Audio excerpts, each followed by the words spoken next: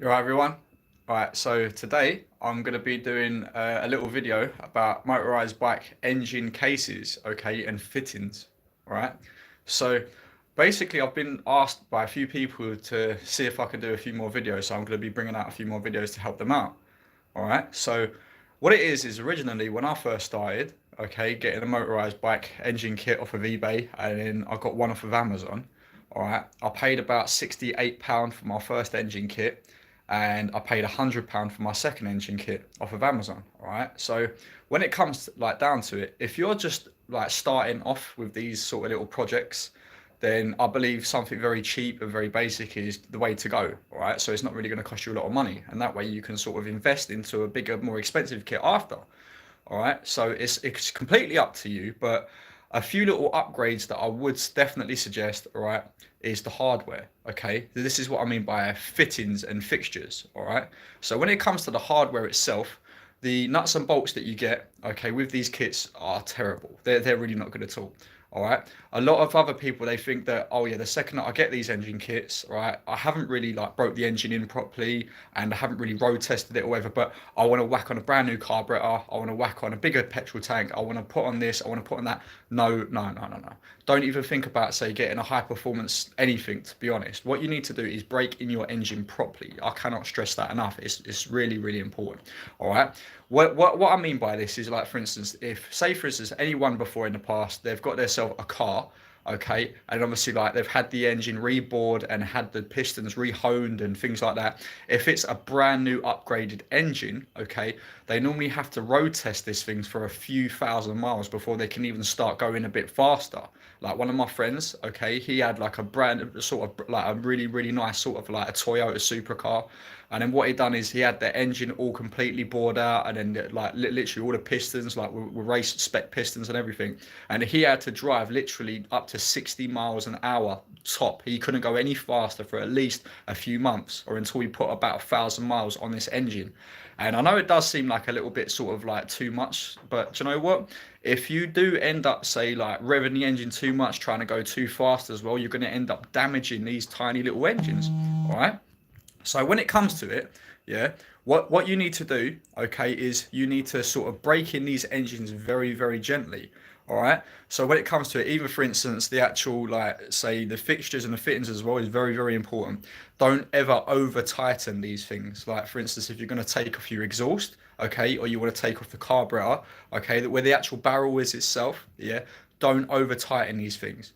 Another thing that I would definitely suggest is, because these do sometimes come loose as well, is the actual split washers that you get. You can upgrade to get stainless steel split washers. All right, everything's stainless steel. Get hardened steel or stainless steel. All right, they work. They really do. So basically, any single little thing that you can think of that will improve these engines, it will work 100%. All right. So even for instance, if you wanted to take out the actual like threads themselves. Okay, so what I done, okay, is like when I first got my engine kit itself, I took out all the threads, every single one, even to like the threads that go all the way down to like all the stems. I took all of them out because they will snap, and especially like even in like in the UK where we get a lot of cold weather, and obviously like the engine's going to be going through heating up, like the heating up process, then the cooling down process, then heating up and cooling down, heating up, cooling down, even with the exhaust. Yeah, these threads are gonna, like, I mean, they're very brittle as they are. They will snap, they will break. Okay, and trying to get them out is an absolute nightmare, especially if you don't have like the specific tools like an extraction tool. You won't be able to get them out. A lot of other people that they've ended up snapping their threads as well because they've either over tightened it, okay, or they haven't actually maintained it very well. So maintenance is a very, very, very, very big thing. Okay, with these engines. I mean, look, you sort of get what you pay for at the end of the day with these. All right. So when it comes to it, right, and if it comes down to it, all right, I personally would not say like go anywhere on these engines with the standard sort of like nuts, like bolts, anything like that. All right, so they all need to be replaced because yeah, it's to do with like the brittleness and the metal, like the thickness, everything. It's rubbish. It's really, really bad. So when it comes to it, you can go on eBay. You can get all the thread sizes for all the nuts and the bolts and the washers and whatever. You can get all of them sizes on eBay. Get yourself some stainless steel ones, hardened steel, or anything like that. And then once you get them, take out the whole lot and then like basically install all your brand new hardware, and then you can use, say, something like a thread lock. and then obviously like your nuts and bolts, they will not undo as easy.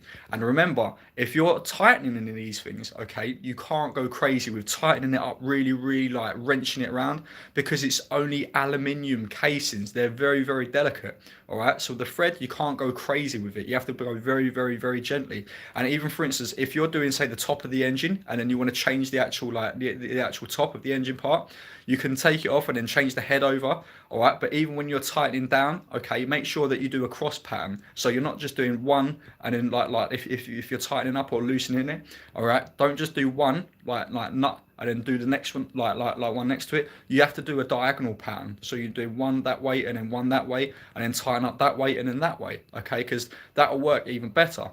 And it's the same even if you're tightening up a head on a car. You can't just do like one nut next to the other nut, because no, it's not going to work properly. All right, so it'll actually be fighting itself. And that's why when people try and tighten down the heads on their engines itself, it's going to end up snapping and breaking something, especially the stems. All right, and like I said, the hardware is not really the greatest of hardware that comes with these, so it's always best to upgrade. And do you know what? A lot of other people, they try to slap on, say, like a high performance carburetor or a high performance exhaust, and then obviously like try and put on like spark plugs and this and that. Don't do anything until these engines are actually broken in. All right. Another thing what you can do is an actual good upgrade, and like I actually strongly believe in this. Okay, if you get yourself a back wheel, okay, a disc brake back wheel. All right, and what you can do is you can take, let's say, a 32 tooth sprocket or 36 tooth sprocket, and then where the disc brake is, mount up the actual holes to it to where your disc brake used to sit onto that sprocket as a template, and then tap all, like little tiny holes, and then drill holes all around. And the second that you have your 6 mounting holes, yeah, put that onto the disc brake back wheel. Once that's on there, yeah, you are not going to worry about any of your spokes being broken, okay, any rims that are going to be bent or anything like that. And because remember, these are under a lot of tension and a lot of stress, especially when their engines bump starting and constantly like braking and everything like that. But you can still use the same Y brake like sort of like clips on the back of your bike to actually stop the back wheel for it from going too fast. So initially, right, this is actually a really good upgrade. Okay, so this is one thing that I've done with every single one of my bikes that I've built before. A lot of other people, they're saying like, don't get a Bikeberry frame, say like a BBR tuning frame or like a Skyhawk frame or whatever. Do you know what? That's down to preference. I have 2 BBR tuning frames, okay, from Bikeberry. I really think that they're all right. I mean, like, to be honest, that yeah, they do have sort of like a mounting plate that actually comes at the bottom of the frame, and a lot of people are saying that they have snapped or they have broken. But you know what? It's down to preference. I mean, it depends how fast you're going on these things as well. A lot of people are saying that even with the Schwinn bike as well, like the actual chopper looking bike, that a lot of people have actually cracked the back of their frames. But it's down to wheeling. You shouldn't be wheeling on these bikes. All right, but these are a very simple little engine to work around. Yeah, another thing that you can do as well is you can window your piston.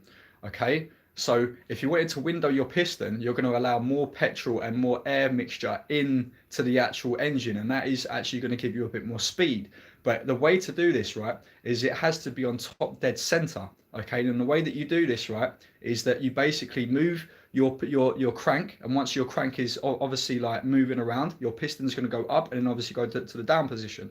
All right, but if you take off your carburetor and you take off your exhaust and you look through the little hole, you can see the piston itself through that little like tiny barrel. And once that you see the piston there, make sure that the piston is right up to the top. That's called top dead center. Okay, and it's basically called TDC, or top dead center. Once it's there, you can see that the skirt, which is the bottom of the piston. Now that, if you get a tiny little scribe and then you scribe around like where the bottom of the piston is, you can actually take the barrel off, yeah, and obviously the spring clips are going to like literally go bink and then sort of expand. Once that they expand and whatever, you can take the piston rings off, okay, and once that's done, you see the tiny little mark on the piston itself. You can take that piston off with the 2 clips either side, and then you can sort of like with it using a Dremel, or you can use a file and then just file away that tiny little part of the piston skirt. Once you put that back in, you're going to allow more petrol and fuel mixture within your engine, and when it comes to combusting, you'll end up actually picking up a lot more speed. Okay, so that takes an engine from a basic sort of kit into a sort of more racier sort of spec of kit. All right, so when it comes to it, you can even sort of like say, yeah, I mean, you can cut the skirt off the bottom, or you can even drill like a few little holes in the piston itself, but this is only after yeah, that you've actually broken your engine in. You can't do this straight away, right? Because it's true. Like I said, if you start abusing these little engines, you're going to end up like breaking it. Another thing, yeah, that I'm going to suggest as well, yeah, is make sure you get your fuel mixtures right with the oil mixture, yeah, because a lot of people they're thinking, oh, like why is my engine just not moving? Like why does it feel seized up? Because it is seized. All right, a lot of people they want to basically run these engines on pure petrol. No, right? I mean, like on motorbikes, especially like the old motorbikes that I have, yeah, they use a two-stroke mixture as well. All right. So I've got like a 1964 AJS 250cc and a 1959 BSA Bantam. I also have a 1980 Honda Dream 250. All right. And do you know what? These bikes, yeah, they have a fuel reservoir that I've put in. And obviously, like with the fuel and the oil, okay, like you can mix it in with the tank, or you can put the oil into a tiny little reservoir, which I've put on the handlebars of every single bike. So with that, it's easier. You know exactly like what to fill up and whatever. But with these bikes, you need to get your mixtures right, because I'm serious. If you don't, you're going to end up breaking something in the engine. Yeah, you're going to end up seizing the engine as well. All right. And these tiny little pistons and everything, right? It don't take much for them to actually like break. So just be very, very careful. All right. But if there's any other information that you really want to know about this, right, just put it down in the comment section below. I'll get back to you as soon as possible, right? Because when it comes to these things, I've been working on these things for a few years now, all right? So I have got quite a bit of experience like working around them, all right? Even with, for instance, like a Boost bottle, all right? I'll give you another little example, right? Boost bottles, right? It doesn't like, obviously, like it's not in the name. It's not like, for instance, oh, it's called a boost bottle because it will boost your speed. No, that's not true. All right, a boost bottle will not add to speed. It won't. It's nothing to do with boosting your speed itself. A boost bottle, yeah, say for instance, it will save a little bit of fuel and a little bit of like oil mixture. Instead of like say all of it is being extracted out of the exhaust, the back of the exhaust, it will save a tiny little bit. So on every single piston stroke, like in and out of your engine when the piston's moving up and down, okay, it will force a little bit into the boost bottle, and then that will be sucked out and then pushed back in instead of it basically being extracted out. So a little bit is being recycled, so it'll actually save you a little bit of money. So a boost bottle is not actually a bad thing, all right? But when it comes to it, you need to make sure that you get a decent adapter that goes like, it's sort of like a manifold adapter. You can pick these up from China from like say £2, maybe like even £1.50. Get them shipped like for free as well. And you know what? It's down to the brass adapters that go onto the aluminium part of the manifold of it. Okay, so when it comes to it, you just need to make sure that it's very, very tight. So you can get some like plumber's tape, wrap it around the little fitting, and then make sure that you put it in and make sure that it's nice and snug and tight. Because if you don't, you'll end up sort of like, it'll be like a mess on your engine as well. Another thing is, say for instance that if you're riding your bike, say through mud and like obviously sand and whatever, a lot of people they keep, say for instance, like they have a carburetor, but they don't have a cover on the carburetor, like a filter. All right, now a filter is not just, for instance, oh, it's to sort of stop your speed itself, all right, but a filter is there to block all the crap that's coming from the road or from the say like the dirt tracks or from the even like the beach or wherever it is that you're taking these engines. All right, a filter is actually a good thing, all right, but it depends on what filter that you want to get. I mean, to be honest, like when I was getting my engines, I took the original like the actual black box filter off, and then I got myself a K&N sports filter, and that, I see a massive improvement in the speed. It was horrendously faster, and I thought, wow, like, why didn't I do this before? But it's basically, yeah, all about what it is that you want to do on these bikes. I mean, I used to use mine to go from my house and then to go to work, and then every weekend I used to take it up to Hertford. I used to take it up to central London, and it was just a nice day out. I used to go like along the river, and I used to see all the boats and the ducks and like all the different places and whatever. And you know what? I was really, really happy. And like when it comes to it, I thought it was a nice day out. It was cheap enough as well. I mean, it cost me like £1.50 to go like all the way to Hertford and all the way back. That was literally 75p to get there and 75p to get back. And it wasn't me like literally about how I wanted to just go out for the day. It was about seeing something different and obviously like getting there. I mean, before I used to pedal all the way, yeah, from here to Hertford and then all the way back. And that used to kill my legs. Seriously, I couldn't even barely walk for the rest of the week. But you know what? Instead of me spending like 3 hours to get down there, yeah, and then obviously another 3 hours to get back, that was basically like a whole day to get down there and back. But you know what? basically, yeah, on this bike, it took me 25 minutes to get down there and then another 25 minutes to get back. So yeah, there was a massive improvement on speed. I didn't hurt my legs at all, and I was able to even see more things in that sort of time frame. So yeah, it was an amazing, great day out. I was extremely happy and excited, obviously seeing like new different things that I haven't seen before. And I think for exploring as well, yeah, they're great. I mean, you can explore loads of different places, but obviously you just need to be safe with them. All right. So when it comes to it, just make sure, yeah, that you're very, very safe on these things. Yeah. But just make sure that like, you're not just safe, but obviously, like when it comes to your wheels, make sure that your wheels are not buckled, right? The spokes are not broken. So you have to do constant checks on these things. And I say this like as a serious, like safe risk, you need to be careful on these things. All right. Because a lot of people that they're not doing checks on these things. All right. So say for instance, when it comes to it, people do like an MOT like on their car. All right. So that's basically like to make sure everything's still working fine. Because if it's not, and there's something that's broken or whatever, you're going to end up seriously hurting yourself.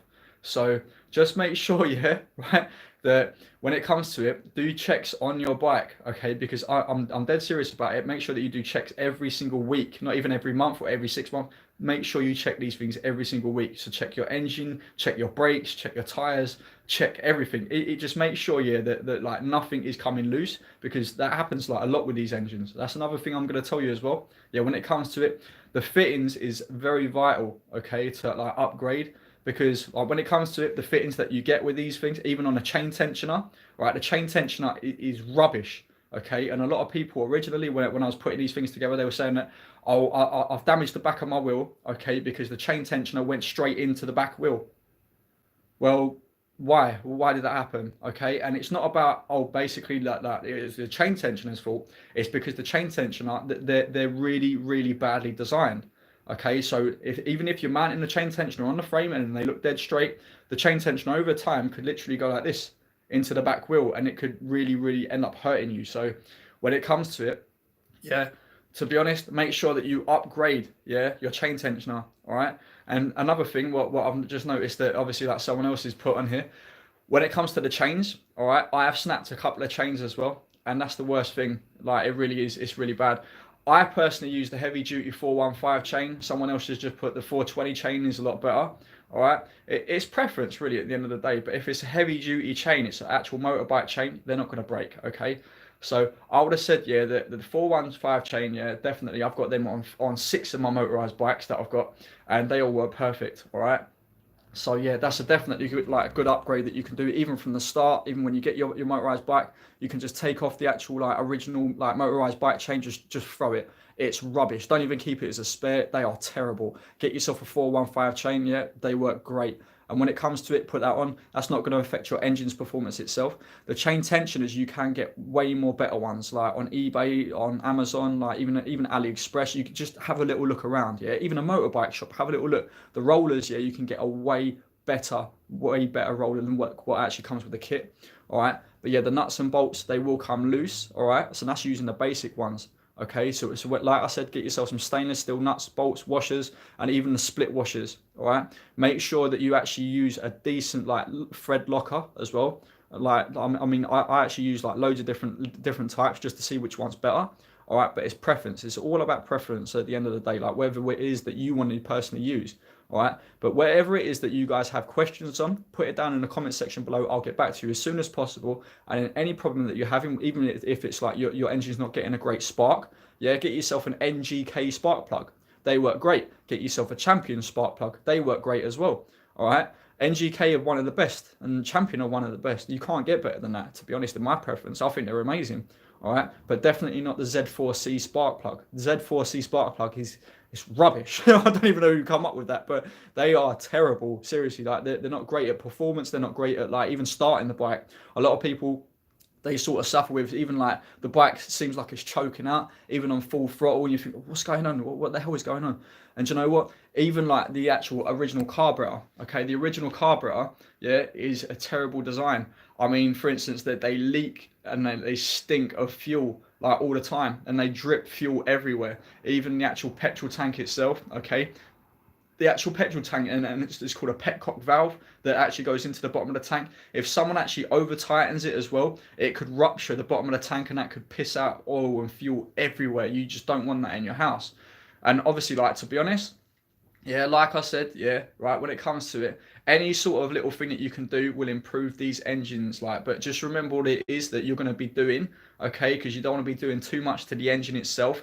Just do other things around the actual motorized bike itself, like for example, the actual bike itself, all right? So if you're going to upgrade something, even like the actual like fuel line, if you wanted to change the fuel line, change it, because the original one that you get with the kit, yeah, it's white. It starts off like looking white and very clear like plastic, but after a few weeks it will end up yellowing after a while. With the amount of fuel and the oil that goes through it, it will yellow. So get yourself like a nice Lambretta one, like, because I know for a fact that I've got Lambretta on every single one of mine, and you know what, they work amazing. They work really, really well. And when it comes to it, I know that I have two inbuilt petrol tanks in my two BBR tuning frames. But when it comes to actual fuel tanks for other bikes, get yourself, I mean, you can even get yourself a proper motorbike like sort of tank. So I think they work great. You can get yourself up to a 5 litre. All right. So it's up to you, yeah. But like I said, beginners, get yourself like a cheap engine kit off of eBay. They start from about £65 upwards, all right, depending on what month of the year, because sometimes they get a little bit more expensive. But get yourself a basic kit just to start with, and then obviously like you can just literally, the sky is the limit. I mean, you can go out and you can spend something like £300 on a really cool kit, and it's up to you, yeah. And that's like a high race spec kit. And I mean, like I've seen a few like guys on Facebook groups, yeah, they're doing like a CNC sort of engine now, where they've completely customized the whole design of this like little motorized bike engine, and I think they look absolutely fantastic. I love anything that is CNC sort of made, and because obviously it's machined like to perfection, and there's no like say like there's no casting marks from the engine like of the rough cast aluminium engine. So no, I'm very, very like sort of excited to see all of them. They look wicked, and even like the billet reed cases, they look fantastic. I just wish I could get my hands on one, but one day, who knows? You know what I mean? I might end up getting one and then changing over everything. So I just wanted to bring this little video out, and obviously I'm glad that a few people have obviously commented on it already. But yeah, if anyone else has got a few little questions that they want to add, put it down in the comment section below. And I'm just really, really pleased to obviously like give this information to everyone else that's actually watching it. So I hope everyone has an amazing day. All right, take care, whatever it is that you're doing, and just remember to be safe out there. All right, I'm dead serious. You just make sure that you be very, very safe out there, because I don't want to end up seeing anyone getting hurt on these things. All right, but just make sure that you enjoy the project that you're building. All right, and even if you do have a few little like say like projects that you built, and obviously you want to show me or whatever, yeah, I have a Facebook page. Yeah, just make sure that you send the pictures to me or whatever like on Facebook. I'm really, really like happy to see all these different pictures, and obviously all these other projects what other people are building. So yeah, I hope everyone has an amazing day. Yeah, and just remember to subscribe to the channel wherever the button is around the screen. All right, and remember to like this video. Yeah, and remember to comment as many times as you want. Remember to share it around so other people can see this information as well. But I want everyone to have an amazing day. All right, and enjoy the rest of your week. All right, take care, and I wish you the best.